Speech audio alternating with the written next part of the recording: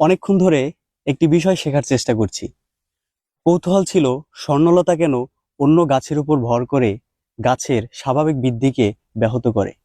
অনেকক্ষণ পর্যবেক্ষণের পর খুঁজে পেলাম একটি আশ্চর্য দর্শনের, যা মানুষের চরিত্রের সাথে আশ্চর্যভাবে মিলে যায়। স্বর্ণলতা এরকম একটি উদ্ভিদ যার নিজস্ব কোনো পাতা নেই, নিজস্ব কোনো শক্ত কাণ্ডও নেই, এমনকি নিজস্ব কোনো শিকড়ে নেই। তাই সে অন্য গাছের উপর ভর করে এবং ওই গাছটির ক্ষতি সাধন করে সে তার অস্তিত্ব টিকিয়ে রাখতে চায়।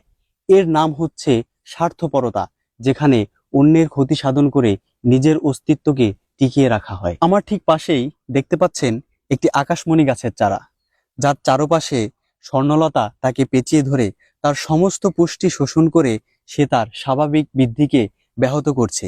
এভাবেই স্বর্ণলতা তার নিজের অস্তিত্ব টিকিয়ে রেখেছে। আমাদের মাঝেও স্বর্ণলতারূপী কিছু মানুষ থাকবে, যারা অন্যের উপর ভর করে ক্রমাগত নিজেদের স্বার্থ হাসিল করে যাবে।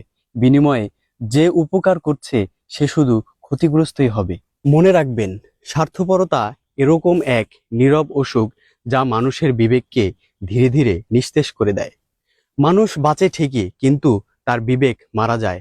আর হ্যাঁ, ভয়ানক স্বার্থপরতা তখনই জন্ম নেয় যখন মানুষ তার ভুলকে বুদ্ধিমত্তা এবং অন্যের ত্যাগকে দুর্বল ভাবতে শেখে।